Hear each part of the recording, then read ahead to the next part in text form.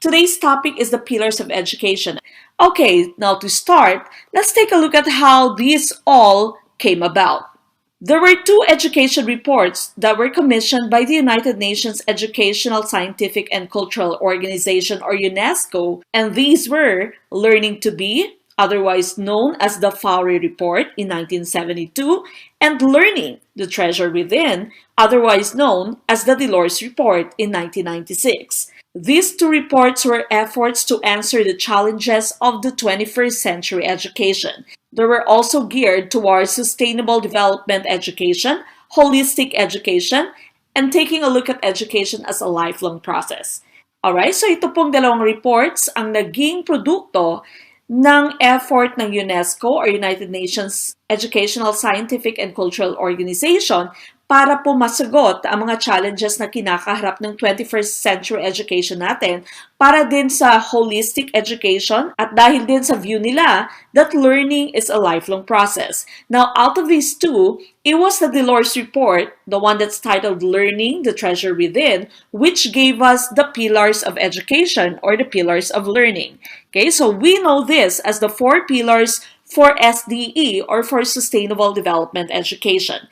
And these are, of course, learning to know, learning to live together, learning to do, and learning to be. Now let's take a look at each of these pillars one by one. We start with learning to know. This is the acquisition and development of knowledge and skills that are needed to function in the world. These skills would include literacy, numeracy, and critical thinking. So if you are thinking about learning to know, this all pertains to your knowledge, skills, and attitudes so that you can be mentally competent. Sa makatuwid po, ang naging focus ng learning to know is the brain of the person, rational thinking, higher order thinking skills ng isang tao. Okay, so again, ang focus po ng learning to know would be the brain, the mental capacity of a person. Now we go to the next pillar. The next pillar would be learning to live together. This is the development of social skills and values that enable individuals and societies to live in peace and harmony. This also includes respect and concern for others, social and interpersonal skills, and an appreciation of the diversity among people. Okay, so yung sinasabi po ng learning to live together ay kailangan meron din tayong values, meron tayong attitude kung saan pwede tayong mamuhay kasama ng ibang tao. Okay, kahit na iba-iba yung race natin, iba-iba yung religion natin, iba-iba yung opinion natin sa buhay, pwede tayong maging mapayapa, pwede tayong maging peaceful sa isang society that's learning to live together. Alam niyo po, marami din namang ibang tao na talino pero walang kaibigan, which is very sad. Okay? So yan po yung ina-address ng learning to live together natin na pillar dito.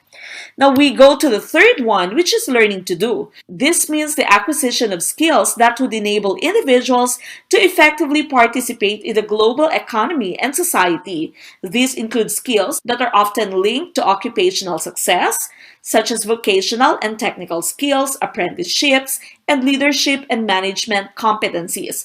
Alright, so ang fino-focus naman ng ating learning to do ay yung mga target goals natin kung saan yung isang estudyante, ang isang tao ay magiging effective sa kanyang trabaho. So meron kang vocational and technical skills, meron kang leadership, meron kang management competencies. Kasi meron din namang matalino, meron din namang maraming kaibigan, pero hindi tumatagal sa kanilang pinagtatrabahuan. Okay? Which means wala silang skills para maging successful sa kanilang trabaho. So yan po yung ina-address ng ating learning to do, our third pillar of learning or our third pillar of education. Now the last pillar that we have here is learning to be. These are activities that promote holistic personal development, the development of the body, the mind, and the spirit for an all-around complete person. This is cultivating one's self-analytical and social skills, creativity, and personal discovery. Alright, so kung meron ka ng learning to know, meron ka ng competency, matalino ka na, meron ka pang learning to do, meron kang skills para maging successful ka in your work, at meron ka ding learning to live together, marami kang kaibigan, meron kang social skills, ang learning to be naman ay for holistic development. So ang learning to be mo ay mag-guide sa'yo para maging better version of yourself, para ma-achieve mo ang iyong self-sufficiency, ang iyong pagiging kumpletong tao. Okay? So that's learning to be. Ma-achieve mo ang self-actualization, ika nga ni Maslow. Okay? So that's learning to be, which is the fourth pillar of education, the fourth pillar of learning that we have for sustainable development education.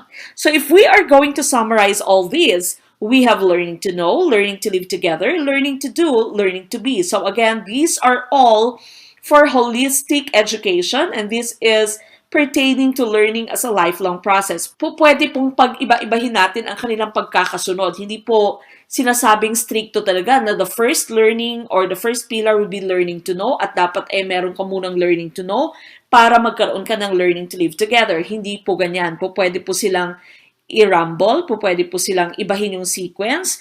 Okay, so again, these are the four pillars for sustainable development education that we have. Again, learning to know, it all pertains to the mental capacity of the person. Learning to live together is that which helps a person become socially graceful, become friendly towards other people who are different from her or who are different from him.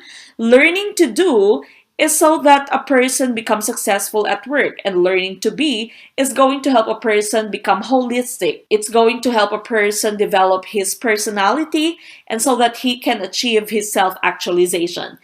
Now, in the more recent years, we have come up with a fifth pillar for sustainable development education. This is learning to transform oneself and society. Now, what are included here are working towards a gender-neutral, non-discriminatory society. That's why we already have our LGBTQA ngayon. Meron na po tayong Pride Month na sinasabi. So, whenever we are educating, we're not just considering the males, the females, but we are also considering those people of the third sex. Integrating sustainable lifestyles for ourselves and others, which means that when you are living, you shouldn't be just living for yourself, but you should also put into consideration the lives of other people. You shouldn't be distracting other people's lives. Being respectful of the earth and life in all its diversity, and promoting democracy in a society where peace prevails. Okay? So your fifth pillar for SDE, which is learning to transform oneself and society, it's actually very similar to learning to live together in harmony, but this is just a step further. Okay? So, mas mataas lang siya kaysa sa learning to live together. When learning to live together, meron ka lang social skills that would enable you to have friends. But this time, in your fifth pillar for sustainable development education, you're learning to transform. This means that you should be flexible, you should be able to adjust so that we can create a peaceful society where everyone is different but yet we are accepting of each other's differences, we are accepting of each other's diversity. Alright, so that's the fifth pillar for SDE.